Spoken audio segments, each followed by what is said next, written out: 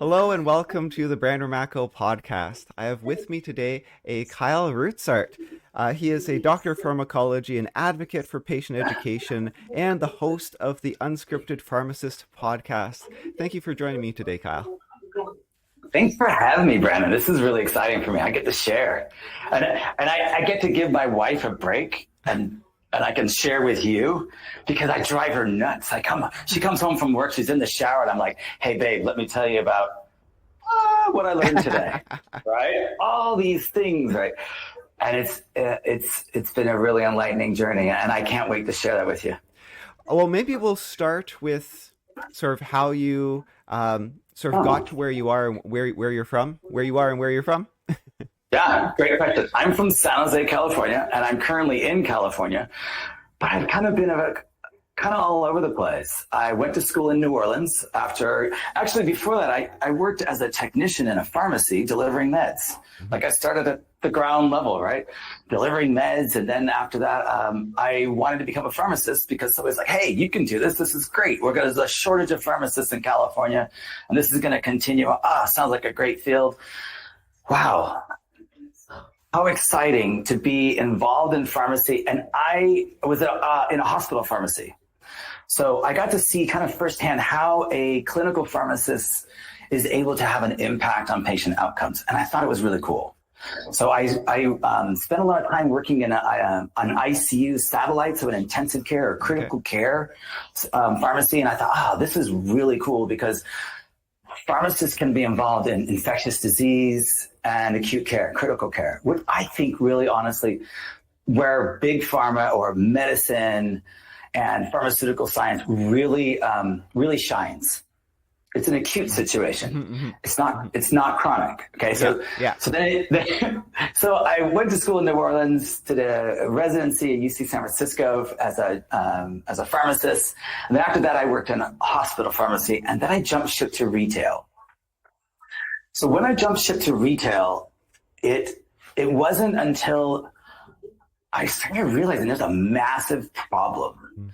And that was that we have this assumption as pharmacists that the doctor and the patient have discussed their diagnosis, the medications, the side effects. Like, okay, this is supposed to be going on in 3 to 5 minutes, right? Yeah.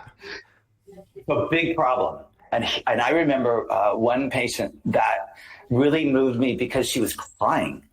She was crying at the pharmacy counter, and I'm like, this isn't my job to tell you that the glucometer, your metformin, and all these test strips are for your new diagnosis of diabetes. And she's like, I caught diabetes? Like it was some sort of infectious dise's, right? Yeah. Oh my gosh, it finally happened. Yeah. I finally got the sugar diabetes. Yeah. It was awful. And I thought, so I had to call a doctor. I'm like, "Hey, what's this patient's A1C?" And I'm like, she didn't even know, right? I'm giving out the diagnosis and the treatment at the pharmacy counter. And I was struck by this is not my job. And then after talking to more patients, I realized that they weren't spending any time with the doctor, right? I mean, there's a whole lot more to unpack with that anyways, but here I am, and she's asking me questions about what's the right foods to eat? What do I do? I'm diabetic now. What does this mean to me? Mm-hmm. And I'm like, I don't have a really solid idea as a pharmacist as to what the different macros are.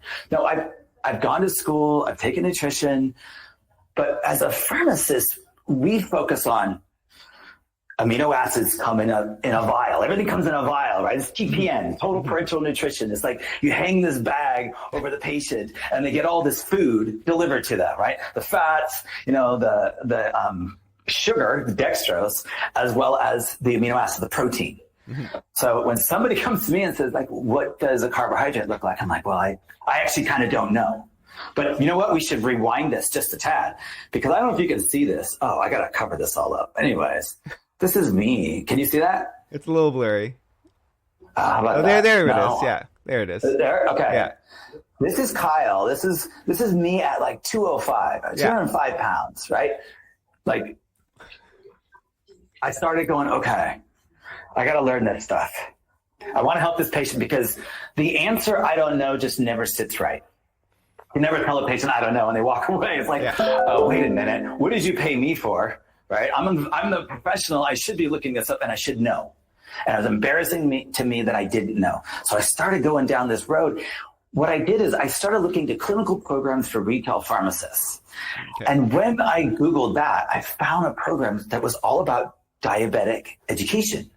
So diabetes self-management education, DSME, is available to every diabetic. Now it's 8 hours of lectures. Okay, it's 1 hour sections, 8 hours. It's paid for by your insurance. And if you just do the math, like if you absorb 10% of that, like it's a 45-minute discussion about your disease that affects everything. Mm-hmm. Like you can't just go, let's sit down and talk about diabetes and be done. There's no done. You're not ever really done, right? There's so much to know about this disease state. Mm-hmm. So I started doing these classes. I'm dealing with a pretty dangerous population. I remember my first class, somebody had a hypoglycemic event. It's just like, I'm like, are you okay? He's sweating over there. Get him something to drink.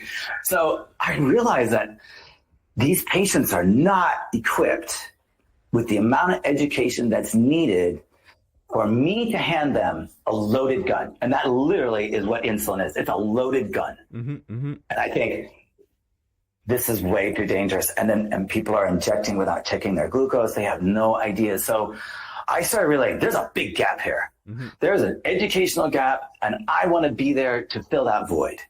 Mm-hmm. And as I started learning, I'm like, okay, I've got to walk the talk.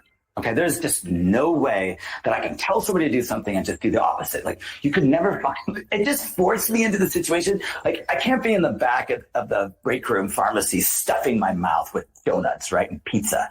So it's like, okay, Kyle, get honest with yourself, be real. If you do this, you can help people. So I wanted conviction in my voice. I wanted the passion to come from something, which is living the lifestyle. Mm-hmm. So as I started living this lifestyle, I started realizing, hey, I'm losing weight. Hey, I'm starting to feel better, mm-hmm. right? And then I started checking like the reaction of me to my food. And I started sticking myself. Mm-hmm. That hurts. I hate this.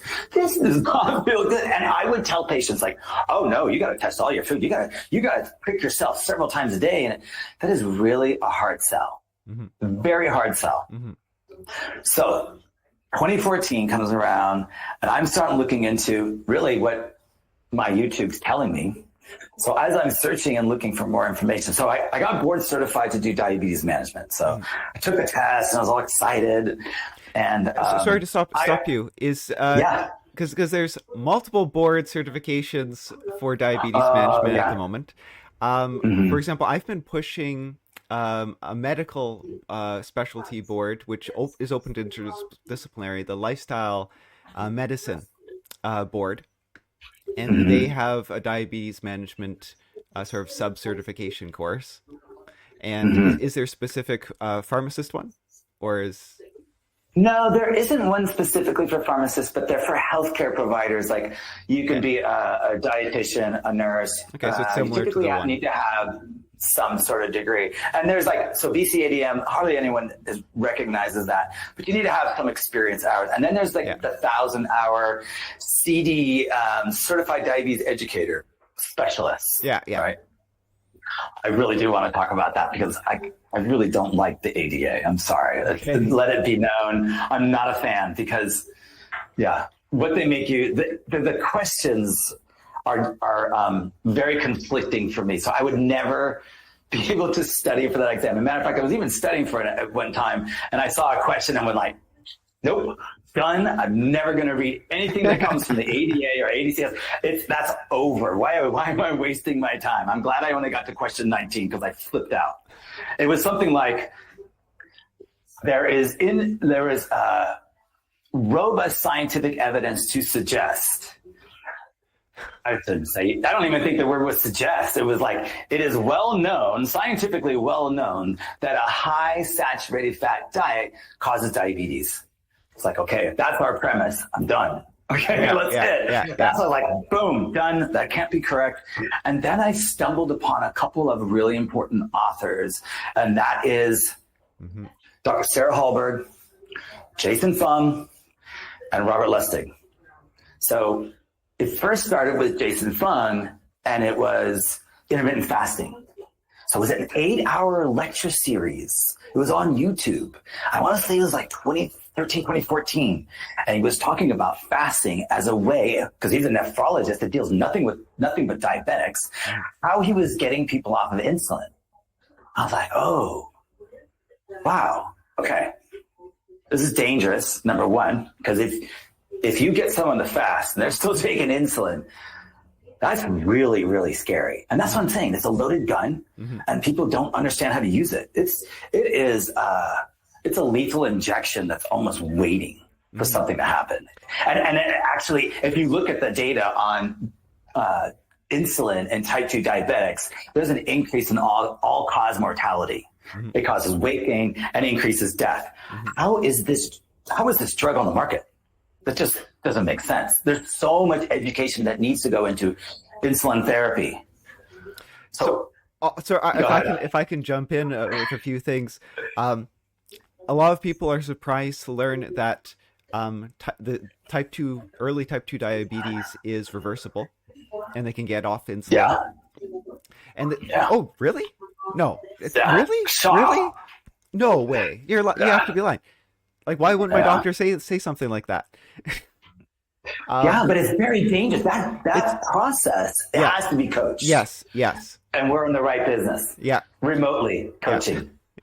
Yeah. And an interesting story, I don't think I've talked about this on the podcast before, but there is an inpatient clinic for fasting.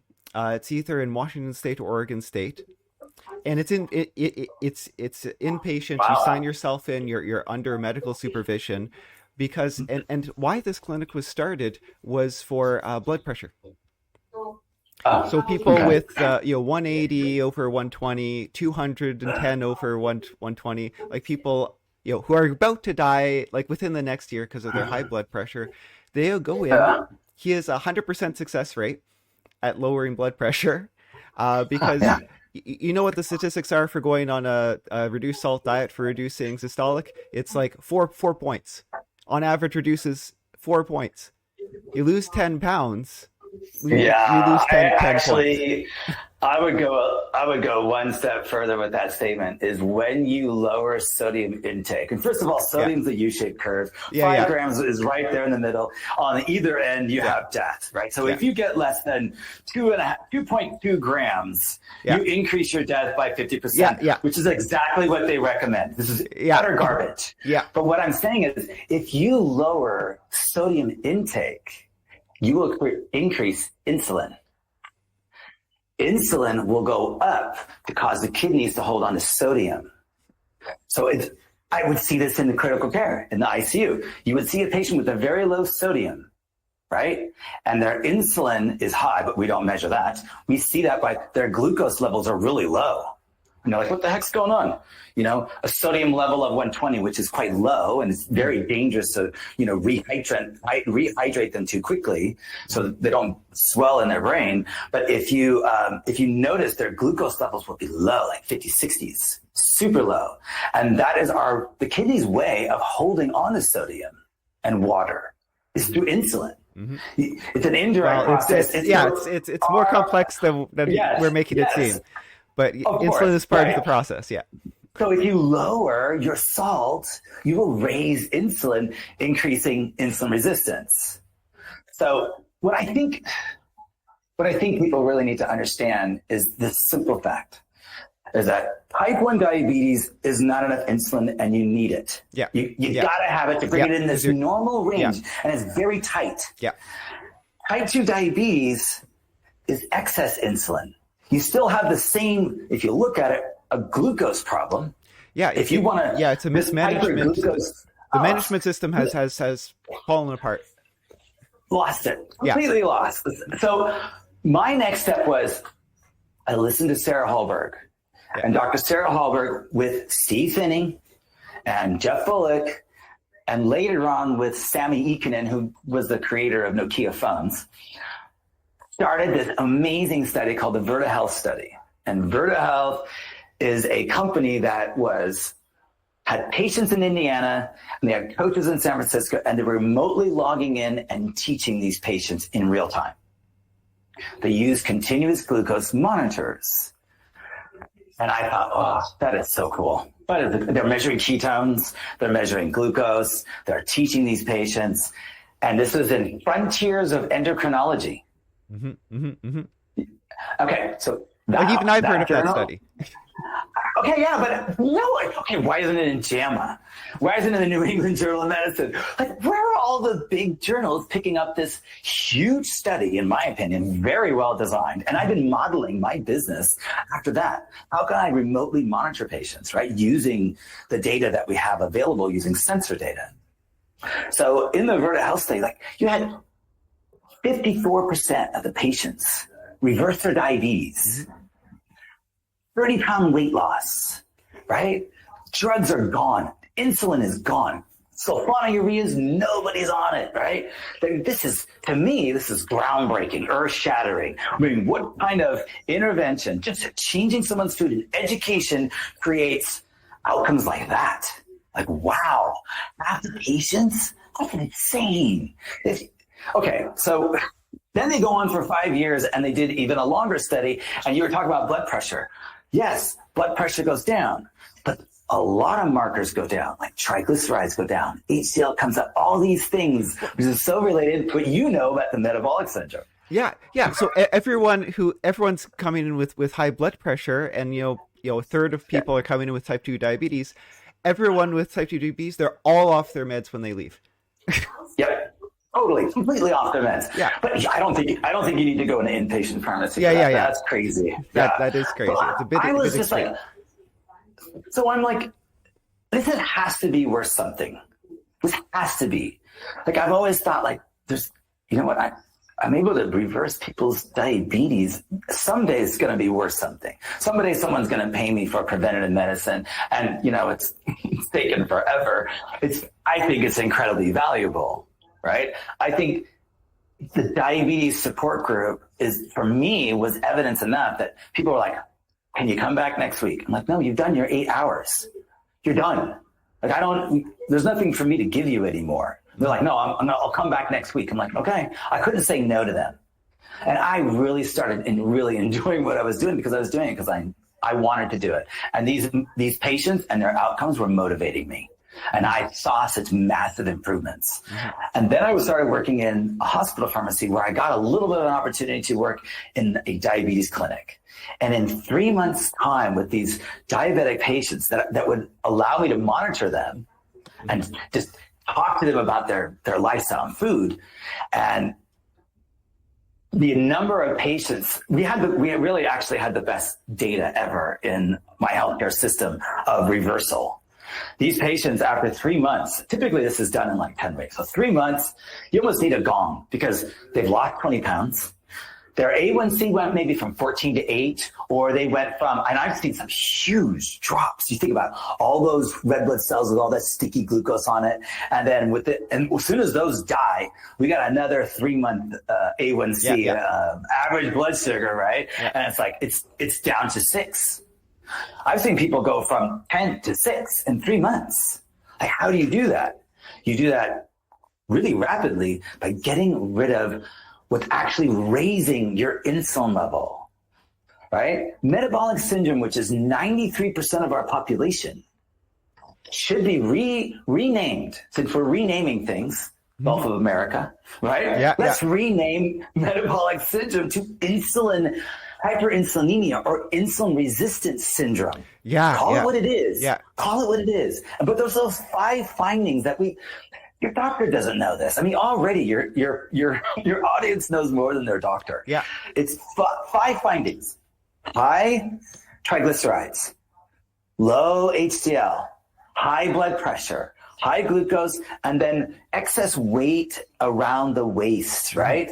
We don't want to have the belly fat. That's the danger, right? That's the wicked fat. And all of these findings, and I didn't accidentally miss something. Okay? It's not he missed LDL, he missed cholesterol. Like, no, I really left it out, but your doctor wants to throw that in. So when patients get their lipid profile, They're looking at the cholesterol. They're looking at the LDL and they're going, hey, especially ladies, when a doctor starts talking to a lady about her LDL cholesterol and she's never had a heart attack, this is absolutely insane. This is a infomercial. Your doctor has not been trained to actually look. Ask about those 5 findings. Ask them what is metabolic syndrome and what is the commonality amongst all these things. This is what ails 93% of our population. This is chronic disease, and no one's measuring the insulin. And the insulin should be nice and low. It should be like 2 to 6. Nice low numbers, not 10. Not above 10. And if we were to measure people's insulin level 10 years before they develop diabetes, we would see that it's starting to rise. Yeah. But I feel like we've got our blinders on. We're so narrow focused in this conversation about diabetes. It should be about chronic disease, because cardiovascular disease is chronic disease. This is still diabetes in situ. You got diabetes, right? Your insulin level's elevated. Cardiovascular disease is hyperinsulinemia and its effect on the heart. What we see in chronic disease is all the manifestations of an excess insulin level. Like, people don't in organs and understand. tissues. Yeah, people don't understand what the disease is, what is going on, even at a simple level. There's just no time. The doctor either doesn't know how to explain it simply, or just doesn't devote the time to it. But maybe we can even simplify it down. I often simplify it down for my patients. Early on, you're consuming sugars all the time, sugars. It can be more complex than that. There's different. The body is I'm simplifying it down. Sugars. Like, your body is designed for homeostasis, to try to maintain things working the way it's supposed to. So my interpretation of the disease is the body thinks like you have a tumor in your pancreas producing too much insulin. Like, as your body releases insulin when you consume sugar, and now there's all this insulin. So your body's like, there's so much insulin, and it never stops. So I'm actually going to produce less receptors. I'm not going to listen to it, because if I listen to it, like, that's just crazy. There's no way this person's consuming this much sugar. Right. There must be a tumor. In nature, you would never see that. Yeah. We didn't evolve consuming so much sugar. So the body treats it as if there's like a cancerous tumor producing all of this insulin, because there's no way this much insulin makes sense. The body stops listening to insulin. And the body's the body is like, well, the pancreas is like, well, the body isn't listening to my insulin, so I better produce more and more. And it ramps up and ramps up and ramps up. Because the glucose isn't going down. I gotta get more. I gotta get more, because the body isn't listening and absorbing the glucose into the muscles. And eventually the pancreas basically just dies. Well, okay, but wait, that's what I discovered. Like, so if you take away the insulin, those beta cells can rejuvenate and heal naturally, and we can kick that insulin up again. There's so many different ways to explain insulin resistance. I think most people can understand, like a drug tolerance. You need a bigger dose. Like, you can think of, like, for every 1 gram of carbs, you need 1 unit of insulin, right? So just for simplifications, right? And if you exercise, you may not even need that 1 unit of insulin. Okay. Oh yeah. So exercise is amazing, but your muscles store your sugar, right?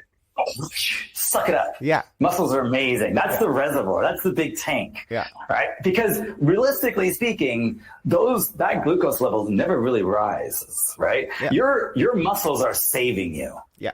By taking up that glucose, right? That's really its purpose.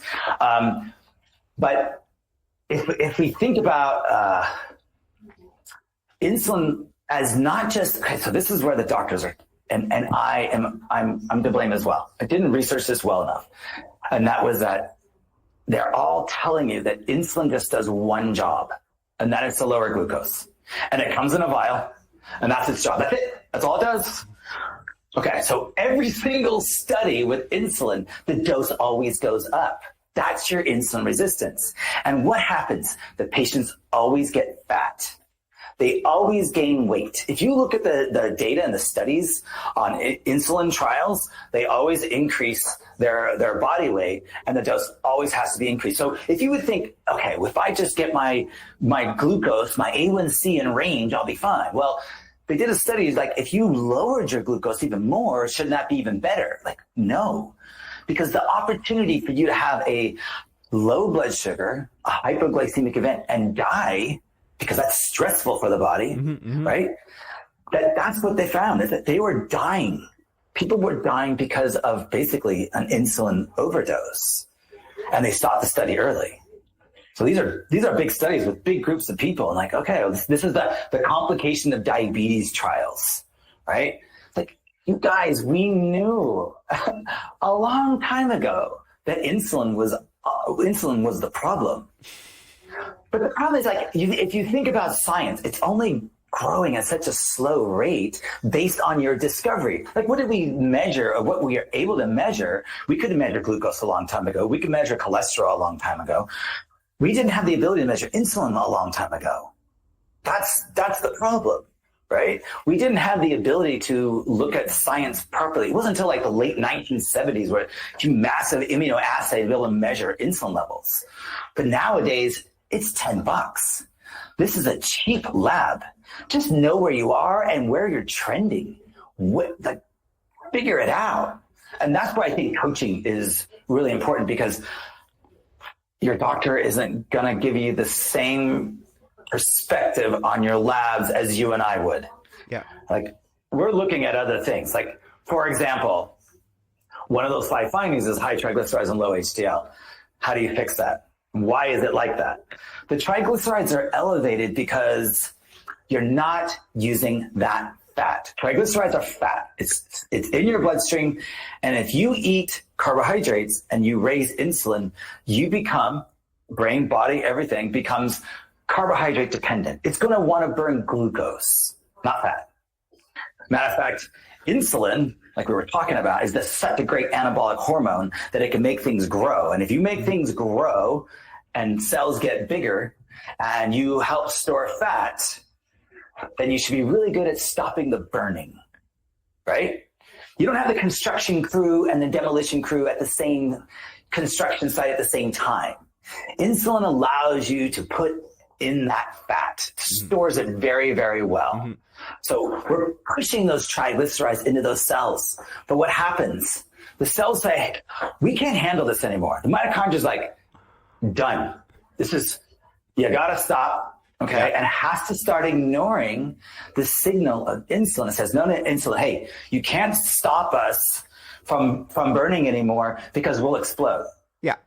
Now, the fat cell, I think about a fat cell and go, this is stressful. And our fat cells need to be healthy. They need to be small so they're not so overcrowded and they're not ready to burst. But if you're a cell and you're looking at death, right, you're going to have to start ignoring insulin. So what happens? We start releasing free fatty acids. So they start releasing, the fat cells start releasing their contents because they can't keep answering the signal of insulin. Yeah. Like, you keep ordering pizza and 20 pizzas show up, right? Yeah. It has to stop at some point. So what you have is a lot of free fatty acids in the bloodstream, and it's palmitate or palmitic acid. So if you ate some saturated fat in your diet, yes, it has palmitic acid, but if I have a steak, it's going to go up and then it's going to go down. Yeah. But what about the people that chronically have elevated fat in their bloodstream? What triglycerides, palmitic acid? This palmitic acid was produced by us, our liver. Yeah. Excess carbohydrates came in, and then there's this process called de novo lipogenesis, which means from new substrate, from fat, right? From carbohydrates, we are going to make fat. Carbohydrates come into the liver, fat gets kicked down in the form of triglycerides, right? But we have all this free fatty acids that's circulating because that fat cell had to ignore it because the mitochondria is starting to die. This is where disease and lifestyle comes in. It's mitochondrial health and toxicity is really what it comes down to. The mitochondria in the fat cell says, hey, too much energy here, can't burn it all, stop. So what happens insulin starts rising, and it's a slow rise. Everything in nature is kind of slow changing, right? So eventually insulin levels rise and rise and rise, and that insulin is favoring fatness. It is stronger of an anabolic hormone than testosterone. It will make cells big. It will make fat cells bigger. It will make cells that you don't want to have bigger, right? Like you think about what grows under the influence of insulin, right? You've got cardiac cells. You've got all these tissues that are being stimulated for growth and not burn excess energy. So go ahead. So it for the audience, we are even though he's going in more detail than my simple story, and it's a great story, and everything he's saying I agree with, the research agrees with. We're still oversimplifying things, but maybe to give you a picture of the complexity is our body. Every hormone does multiple things. Every hormone does multiple things, and the hormones affect how the other hormones are processed. And it's a delicate balance, and like there's so many hormones and vitamins and enzymes that affect receptors on different cells. It's a soup of all sorts of chemicals interacting with each other. So we're oversimplifying it. It's everything together, but this is why insulin can affect so many things, and why you could say it affects everything.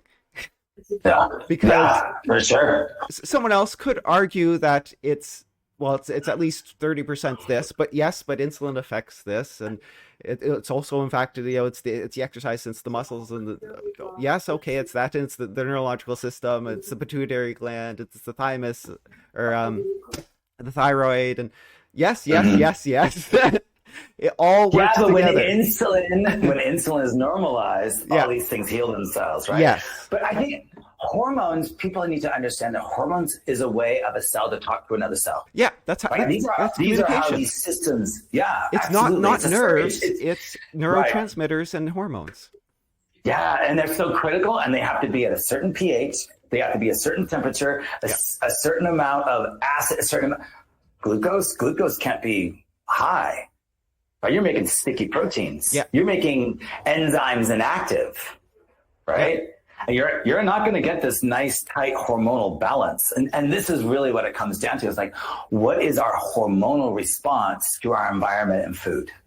Okay? Like, what is it really, what is it doing? And I feel like we have been guessing this entire time. Like, medicine has been like basically ignorant of. And I'm going to go back. Why haven't we been measuring this? So here's my problem with Big Pharma, and it's probably the biggest problem. And I honestly believe the ADA has blood on their hands. You know that it's type 2 diabetes and hyperinsulinemia is an excess insulin problem, and it's out of whack, but you never bring it up. You never talk about it. You say, don't measure it. Why don't you want us to measure it? It's data, right? It's information. Like, what could be so wrong? Like, wrong? Come on. Well, maybe if you don't keep taking money from Eli Lilly, Sanofi, and Novo Nordisk, or Novartis, like, you're taking all this money from insulin manufacturers. Mm-hmm. How in the world could you sit there with a smile on your face and go, don't measure insulin? Come on. Please. You're not measuring insulin because it would disrupt your flow of cash. And do you realize that the American Diabetes Association has only one vegetable that they endorse? No, I did not. They received sponsorship by the Idaho Potato Commission. Isn't that ridiculous?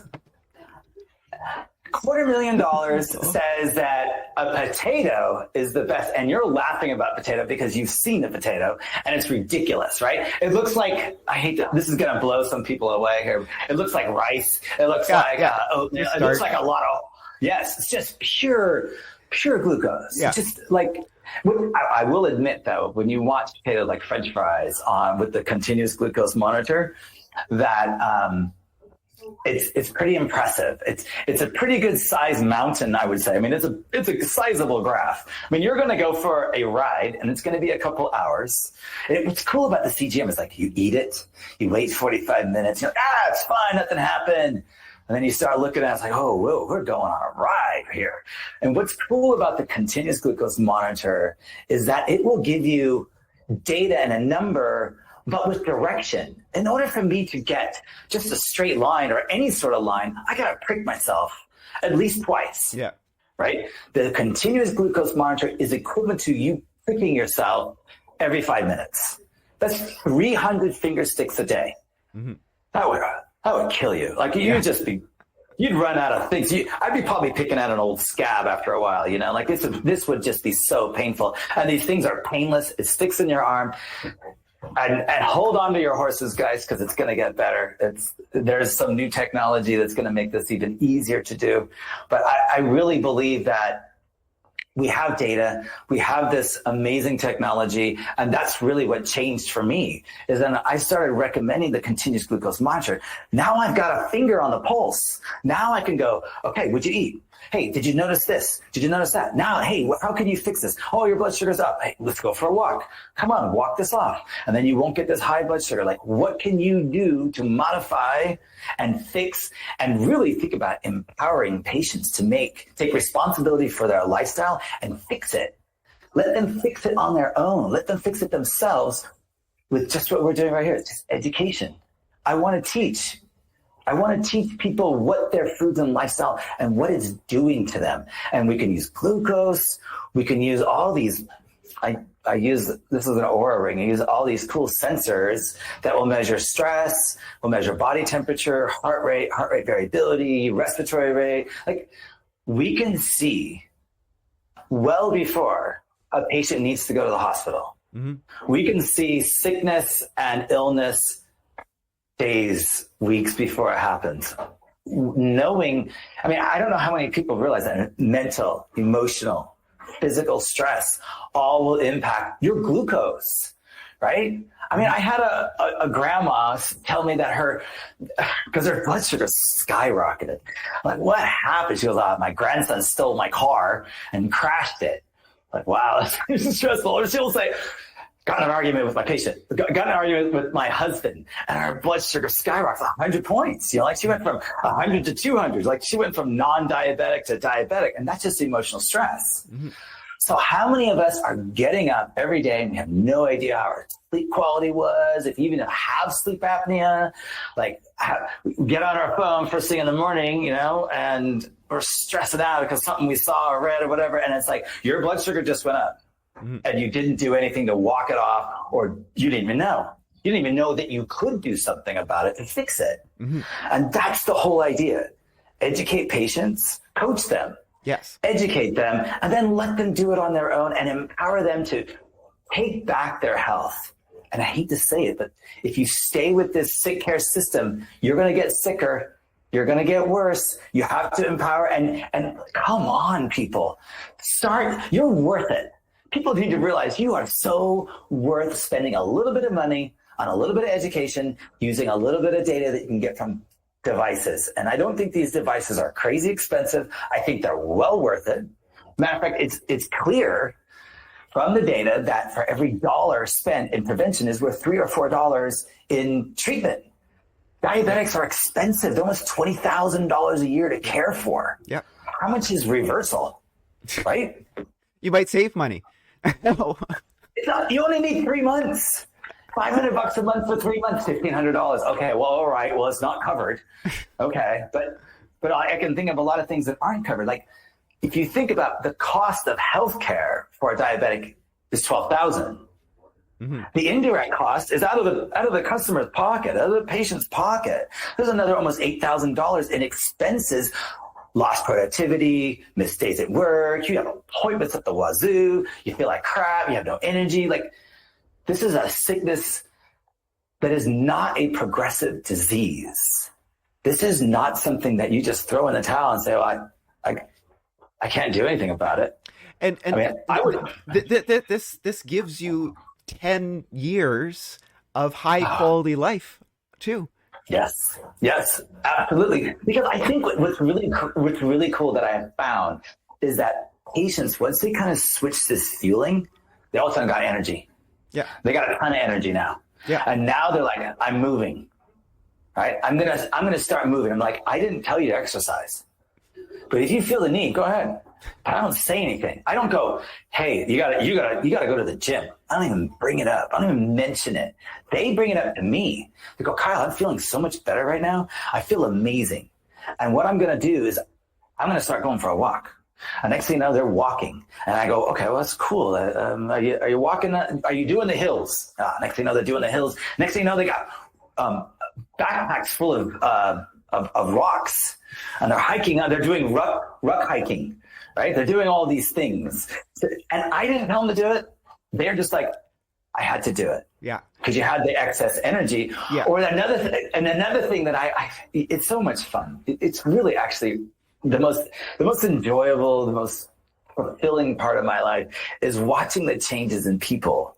And I'm so used to the changes that I look at them very differently. First of all, they're all victims. They're all victims. But the lack of energy, the lack of cognitive function is like, people will say, I'm sleeping better. That usually happens in the first week. They go, I'm sleeping better. Oh, you're right. I didn't notice that. I'm sleeping like a rock now. I don't get up in the middle of the night and pee. Wow. Yeah. That's awesome, because you don't have all this excess fluid. Yeah. Right? So they don't have all this excess fluid. They don't pee all through the night. They're getting really restful sleep. They have more daytime energy, the better cognitive function. And I've had some people go, hey, Kyle, I feel like I've had a pot of coffee at 9 o'clock because the brain just is humming along, right? Yeah. And that's what happens is there's this overall energy improvement, and there's no longer this dependence on carbohydrates or glucose. Because if you eat glucose and you spike insulin, your brain and your body are now carb dependent. You can't access that fat. It's not going to happen. Insulin has to be low for the demolition crew to show up and get rid of all that excess energy. It can't happen any other way. It won't happen any other way.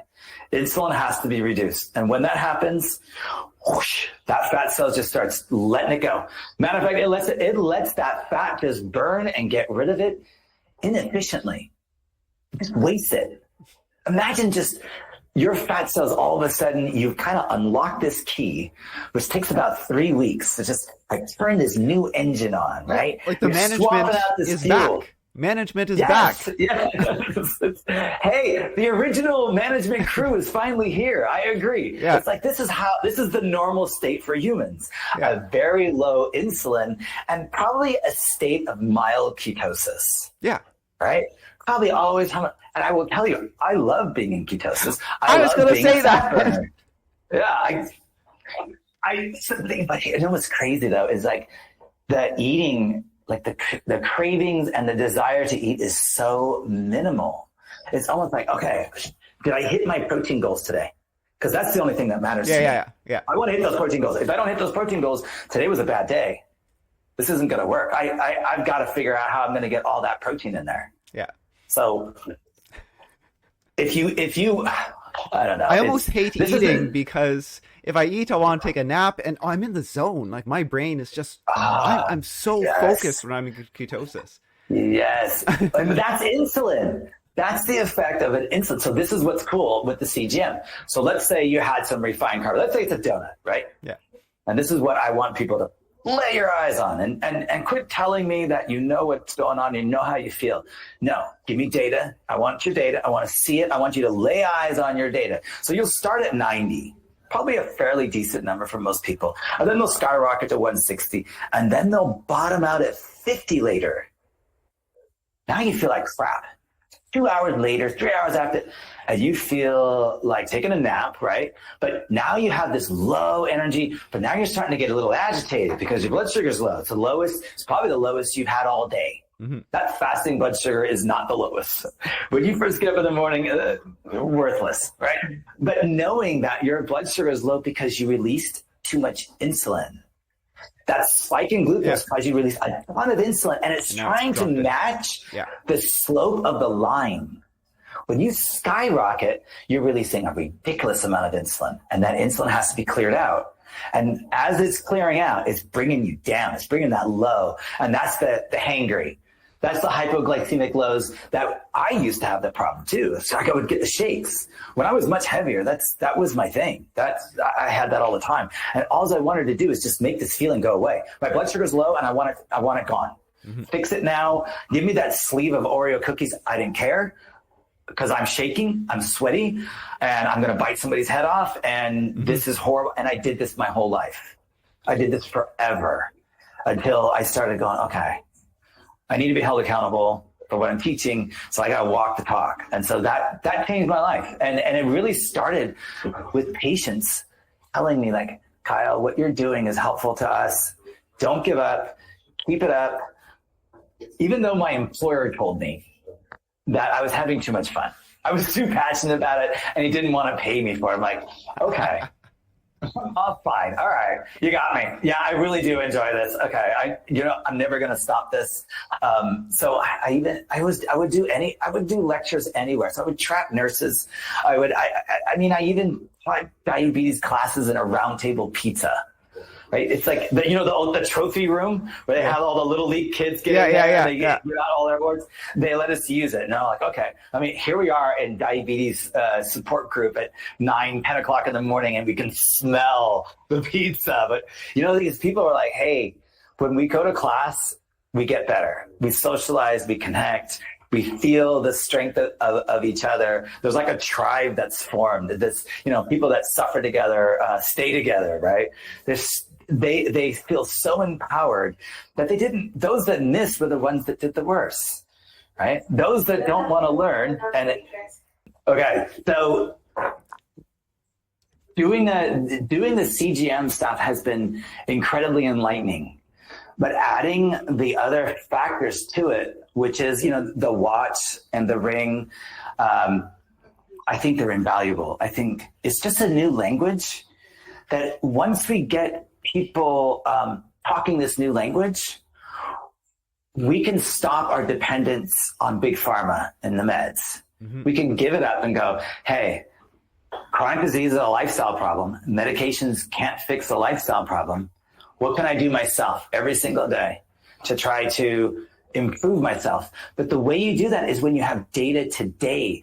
Not if you think about this med system, the healthcare system is broken. Like you get a lab today, right? You see your doctor in 2 weeks. He tells you that everything's fine, or he says, "Oh, it looks like you're gaining some weight. You need to, go to the gym and eat less and move more," right? And then here's your doctor, and he's overweight too, and he doesn't get it.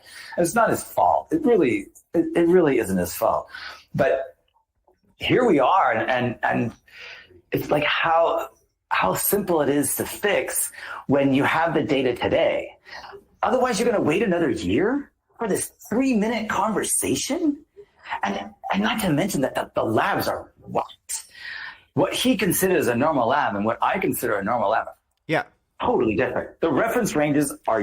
Oh my god! Oh, don't get me started on reference ranges. I can tell. I lit you up there. Oh, it gets me worked up too. That's what I mean. We were having this conversation before, and it's like I can't help when I get really passionate. So I get really upset.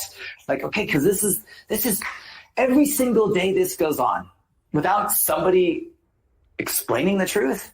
Is to me, it's more life lost. It's the quality of life that's garbage, right? It's hurting people. So when I was a pharmacist and I would dispense and counsel a patient on, say, something like Lipitor or Atorvastatin, a cholesterol lowering medication, I would flip out because here is this patient that I can tell from their speech that they're on Lipitor. That's not acceptable. Like, I can hear this slurred speech. And I asked them, like, do you have difficulties remember where things are? Or do you have difficulties just getting the words out?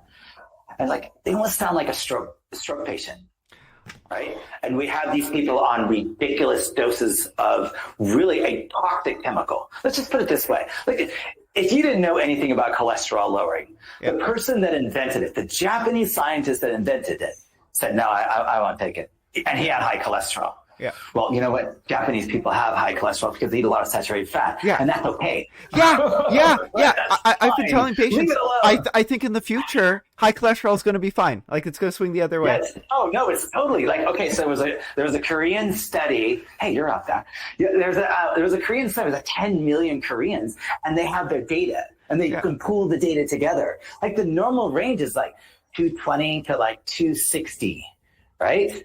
So why are we recommending less than 200? Why do we keep pushing this down? This is insane. What's insane is we have these drugs, especially you women. I hate to keep bringing this up, but women, they should not be in the group with men. They just shouldn't. They should demand, show me the data. Where is the randomized control trial? Where is it? Because what I've read and what I've seen from the data and the studies is that women will increase their risk of type 2 diabetes by going on a statin. If you lower that LDL too low, you're going to impair your immune system. And I've seen young ladies with LDL in the 20s. Like, I think anything less than 100 is problematic. And they're trying to push like diabetics and people that have risk factors to less than 70.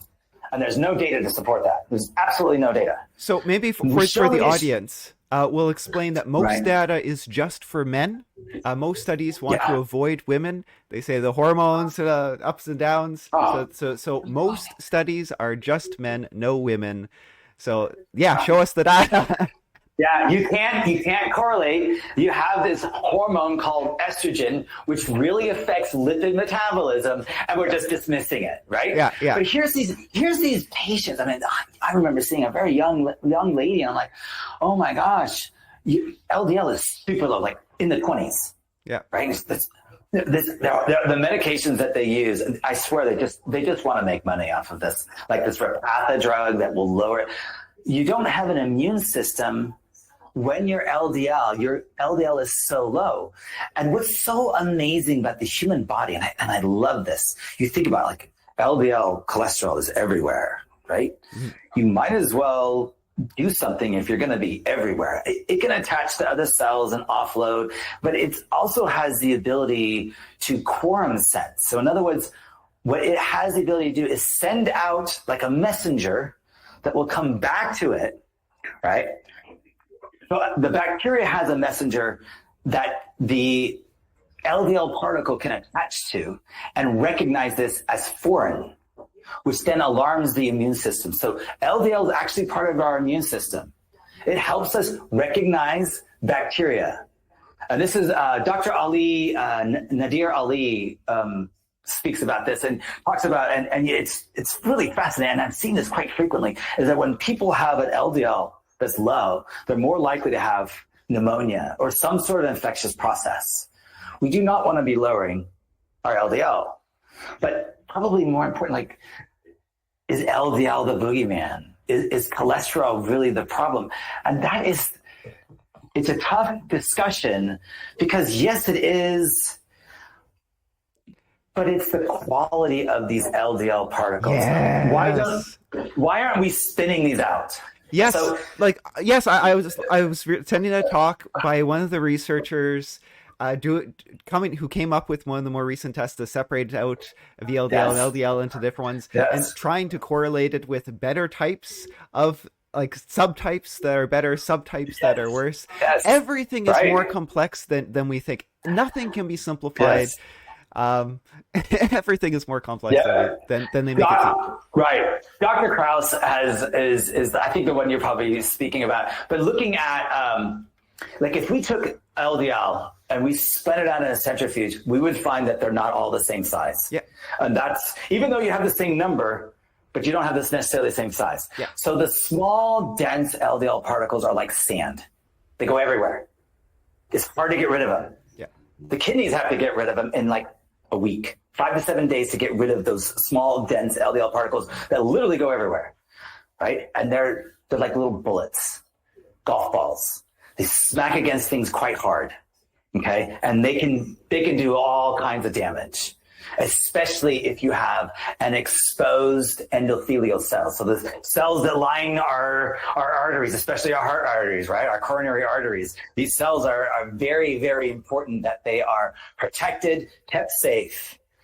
And these tiny little LDL particles may be able to squeeze by when they're glycated and oxidized, which is from too much glucose in your diet, too much oxidative stress of all kinds, seed oils, you name it.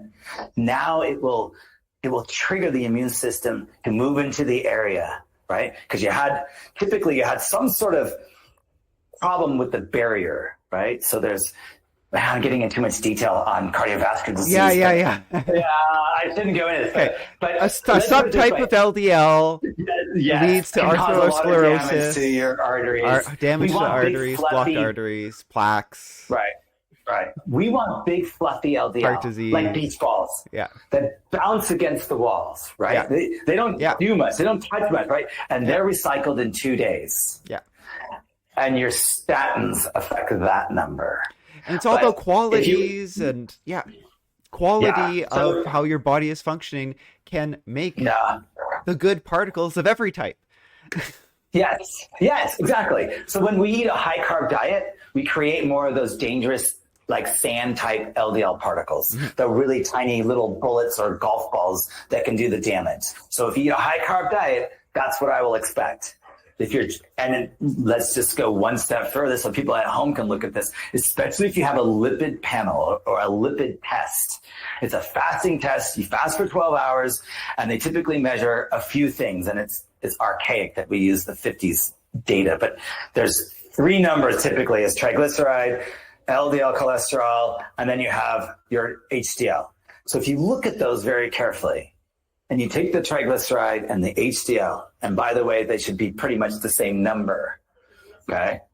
And that number should be ideally 80, right? For your triglyceride and your HDL. They should be almost, if you took one over the other, you would get a number, should be less than 2. If it's more than 2, let's say you have this is common for men, they'll have 150 will be their triglycerides, right? That's a high number. I consider it high. At the hospitals that I've worked at, it doesn't get high until it's 250, 200, right? But when you take, let's say you have 150 and your HDL is, say, 30, common for an older man, right? Okay. That ratio of 150 over 30 is 5. And I told you less than 2 is good. Yeah. So how do you fix it? Well, get rid of the carbohydrates and start moving, right? And start eating more saturated fats. Triglycerides drop. Ketogenic diet, ketogenic lifestyle will lower triglycerides. And in that Virta Health study that we talked about, it lowered it by over 50%. Matter of fact, when I have a patient and they have their baseline labs, if their triglycerides didn't drop, we didn't do the ketogenic diet. Something's completely wrong. So as a Homo sapien, if you do a ketogenic diet, triglycerides will drop like a rock. They will, I've seen 1,000 and then just drop down to normal range within a year. All right. It's very common to see 250 and then within a year, within a short period of time, that will drop. Along with all the other things we talked about. Triglycerides drop, HDL comes up. I hate to say this, but the only thing that's going to raise your HDL is more cheese, more saturated fat. Yes. That will bump that HDL a lot. Some doctors, because doctors, I don't know if so sometimes we portray the MDs as being in the pockets of big pharma, and they're prescribing these drugs to make the pharma. But they're perhaps just following their flowcharts. They're following what they were taught. They're following what their mentor was doing, and they have 2-3 minutes per patient. They're just doing what they were taught, a flowchart. One of the things on their flowchart might be, they might say, okay, low HDL, okay, exercise.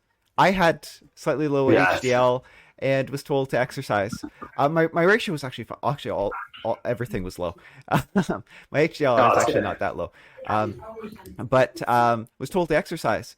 But exercise, if you look at the studies, only increases it in people who don't exercise. Only increases it something like 10%. Right. So mine was 30 or 40%. Yeah. So the doctors don't think about the effect. They don't know the specifics. They're following a flow chart. Right. They're following the insurance. The insurance is dictating this. Oh, yes. Why don't we measure insulin over and over? I've been asked, well, why don't we measure? Because it's not covered. Yeah. C-peptide and insulin levels are not covered. I say get it yourself, because it's literally the most important number. 93% of the population is walking around with elevated insulin level and no one's measuring. That just doesn't work. You're never going to fix chronic disease if we don't measure insulin or cover insulin as part of the insurance. And this is where value-based medicine comes in. I'm hopeful that we're going to get paid for outcome data. What is diabetes really worth, right? $12,000 a year times X number of years. If you reverse someone's diabetes, it should be worth something, because now it's cost savings. It's why aren't we moving in that direction? I think education is key. I think using data is key. I think learning a new language is absolutely essential. I think we should embrace it, help patients empower themselves to be really the captain of their own ship. So much to add onto this, or just to summarize what you're saying. So yes, it's sad, but every patient has to self-educate. You have to be an expert in managing yourself. You have to take ownership, because you can consult with the other experts. You'll be two specialists. You're a specialist in you and what's going on with you. You need to be, and you're going to consult with other specialists who are specialists in their field and what they know. But it's a consultation between experts. And it's sad that you have to be an expert in yourself. And it's true. Listening to you, listening to me, consulting with me, often my patients, I feel after an hour, they know more about their specific condition than their doctor does, than the surgeon, than the PT does. And it's sad. Absolutely. And insurance, even in the physical medicine world, insurance companies won't pay for more than 15 minutes. And I know that if someone has chronic pain for the past 20 years, they've been in the ringer. I need to spend half an hour to an hour educating them. And I only get paid for 15 minutes. Insurance will only pay for 15 minutes. It makes no sense. Yeah, I would love to get paid for hours and hours of lectures to patients, but there is a point where I want them to go, all right, I can measure my lifestyle. I know what everything's doing. I know what my food's doing. I know what my stress level is doing. I know what my sleep is doing. And I've measured it, and I'm managing it because I'm measuring it. Okay. No one's going to sit there and do it for you. I've had so many patients have that continuous glucose monitor. They have it on the back of their arm. And I go, hey, what's that? And they go, it's for my diabetes. I'm like, well, what are you doing with it? They'll scan it and then put it in their pocket, because the blood sugar is so high. They're not being accountable. They're not going to show anybody. They don't want anyone to know what their blood sugar is, right? That's not how it works. It's what are you doing with this data, right? If you really know how your lifestyle is affecting your metabolism, your stress level, then there's an opportunity to if to be able to make that change. I really believe that the patients that are the smartest live the longest. They have the best outcomes. They're more likely to be exercising and increasing. Like longevity is VO2 max, muscle strength, and muscle size. The only way to get that is to go outside. Lift weights. Modify your metabolism so that it allows that to work. So you can exercise. And I would say when you're fat adapted, you can exercise forever. And that's what I've been doing. I've been paddleboarding. I'm an amateur paddleboard racer. So stand-up paddleboarding, I race, in the San Francisco Bay, all over the place, Mexico, Costa Rica, like you name it. I really enjoy it. That's my movement. It's great for balance. I get plenty of sun. It's safe as can be. There's no, strain on my joints. I'm not pounding the pavement. I'm really maximizing my time out on the water. And in order to do that, I wanted to be a fat burner. And there are ways of measuring that. There are ways of measuring like how much of a fat burner are you versus a carb burner. And most people will probably realize that fat just burns like an oak log. Yep. Carbs burn like kindling. Yeah, yeah. Like what do you want to burn here? Right? Like this carb tank is so tiny. Why do we want to refill this carb tank 3 times a day? Like, okay, well, how many grams of carbs can you hold? Well, about 400 grams. Okay, that's a pretty muscular person. So let's just give it as an example, 400 grams. Well, we don't usually count fat in grams. We count it in pounds. So it's 454 grams is 1 pound. Well, that carb tank is less than a pound. And then it's not even the energy density of fat. So like when your carb tank is full, you only have about a quarter of a pound worth of energy in comparison to fat. Mm-hmm. But how many pounds of fat do we have? Tons, right? We have plenty, but we can't access it.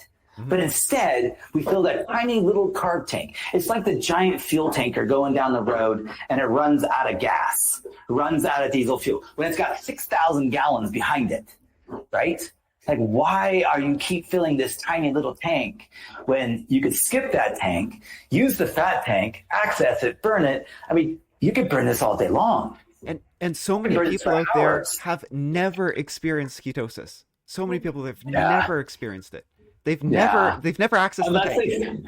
Unless they fasted for a colonoscopy or something like that. But what's funny is they start feeling pretty good. I mean, not just from the anesthesia. They go, man, I'm actually not hungry. Like, well, why don't you go a little bit longer then? Yeah, that should be an option for, like you were talking about inpatient fasting. It's like, it should be an option to patients in the hospital, especially for an infectious process, that you have the opportunity to fast because your immune system works better in a state of ketosis in comparison to tons of carbs. Well, then it has insulin. More to do. It has to multitask. And there's stuff going on. And oh my gosh. Why don't we use the CGM in the hospital? Why don't we use the CGM more often? I'm telling you, every arm needs a continuous glucose monitor. And I would say kids too. Kids need to have it. This is not a drug. This is a tiny little, it's a needle that goes in and comes out, and there's a tiny little monofilament sensor. It is so tiny. It is, I think it's like half a centimeter. So it's like 5 millimeters. It is tiny. You don't feel it. It's under the skin. Most people are so surprised. They go, that didn't even hurt. I didn't even feel that. Like a finger stick hurts 10 times worse than a continuous glucose monitor that you're going to have in it for 2 weeks. You're going to have so much data for 2 weeks. So I tell patients, experiment, go crazy. Because I want you to see what your lifestyle is doing. I want you to lay eyes on it. Because when you go to eat a food or you go to do something, I want you to go, oh, I know what this graph is going to look like. This isn't going to be good, right? Like, you should know that, yes, having somebody over your shoulders is helpful. Accountability and people working together, that's hugely beneficial. But knowing that, like basically this was one of my ideas. Since we talked about insulin resistance, everybody has a certain level. If you had your insulin resistance number in your phone, you could scan some food and go, this is what the graph's going to look like based on data of people with that level of insulin resistance. Yeah. I want people to look at the food and go, okay, Captain Crunch or oatmeal or whatever the heck it is, this is what I know what my graph's going to look like. I'm going to avoid that because I don't want to be kicked out of ketosis. Yeah. I don't want to be in fat storage mode and carb dependency mode for the next, I don't know, depends on what you eat. 4 hours, 3 hours, pizza. I've seen people that have pizza that's probably the longest ride I ever see. I've seen some pizza like drag someone's glucose for like 6 hours. It's just a perfect combination of carbohydrates with fat. So it's this slow release of glucose into the bloodstream, and it's just wicked. And I know we eat way, way too much of it. But what's crazy, and I'm glad that people are listening to this because I think that they're finally going, wait a minute, I got to do something different. Like literally, if you want to look like everybody else, then just eat like everybody else. But if you want to look different, you got to eat different. You got to be different. Yeah. And that's the empowering part. And this isn't that hard. I'll add 2 things to that. I spoke recently to a pediatric cardiologist, and she was finding atherosclerosis in 16, 17, 18-year-olds. Yeah. That's sad. So glucose monitor for kids, Sadly, yes. Yes. Yes. Yes. Start Yeah. young. Catch it. Catch Yeah. it early. I know in that Korean War that when they did autopsies on the Korean soldiers, their vessels were clear. And the American soldiers at 100, 150 pounds of sugar per person per year had vessel disease at 19, like you're talking about. Yeah. Yes. We didn't even talk about fructose or sugar. There's a lot to unpack there. That's just wicked. That should be skull and crossbones. You should see the It's hours poison. worth of questions I have on my sheet now. Oh no. Okay, we got to come back and do this. Yeah. So I'll be down for that. we'll wind this one up. But we've touched on it a few times, and I describe it to patients as an upward spiral versus a downward spiral. Yeah. And Yeah. it ties in, like patients who come to see me tend to be chronic pain patients. That tends to be my reputation. Chronic pain. And people start in different places. Like they have multiple stacked on top of problems: the fatigue, the sleep problem. You're right, the lifestyle problems, the sleep problem, stress, anxiety, depression. They're on a bajillion drugs with a whole bunch of side effects, metabolic disorder, and chronic pain of some sort, which is sometimes very neurological. And a lot of these things started with one thing, or one or two things. And that led to another and led to another. And it's this downward spiral. And when they start to feel better, whether it's through diet changes, whether it's through feeling a little less pain, or changing the mindset, feeling a little confident. Sometimes I tell people, we're not going to get to it today, but we're talking about renaming things. Arthritis should be changed to age-related bony changes, because it has almost no correlation, very weak correlation with pain, and correlation, not causation. So people are like, no, I can't move my shoulder because every time I know it's grinding, it's just going to grind more. I will say in every patient that I've dealt with, pain improves. Yeah. Pain substantially. And in that Verta study, knee pain improved. Yeah. Like it's inflammation, people. And inflammation is driven by lifestyle. Fix the lifestyle, fix the pain. Like everything falls, like everything, you're right. Everything gets better. But like everything gets better. Are we just like, I kind of feel like this. Like once you understand ketosis, you go, wait a minute. Everything starts looking like a nail, and ketosis is the hammer. And you're like, okay, well, ketosis is going to work for that, and ketogenic diet is going to work for that. Like, hey, you have rheumatoid arthritis? Oh, I have a great idea. Get into ketosis. And watch the inflammation.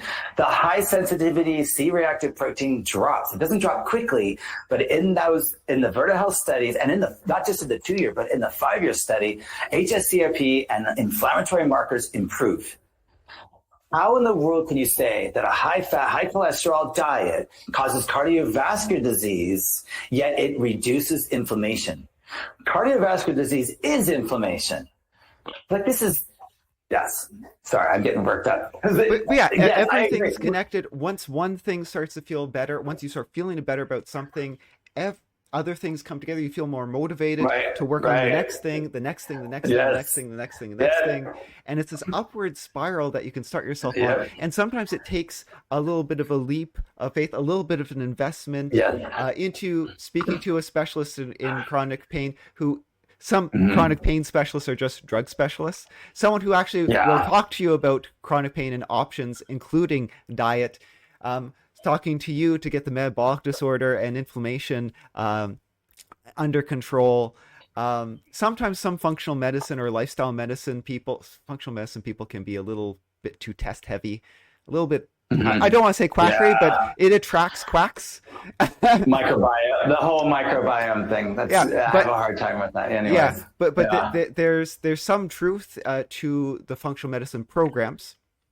The field attracts some quackery, but basically talking to someone who will inform you, educate you, and start you on a path to feeling better, and you can get on this upward spiral to enjoy life lighter, feel better, more energy, more fun with your kids, your friends, better ability to concentrate. The concentration for me when I hit ketosis, Yes. I dread eating sometimes. I love ketosis. Add that with some sleep, like holy cow, the brain is just like you're retaining so much. Oh, yeah. I wish I knew this when I was in school, because I would have done better, because I think I was out to lunch half the time, and I cut the sleep. Yeah. It was so stupid.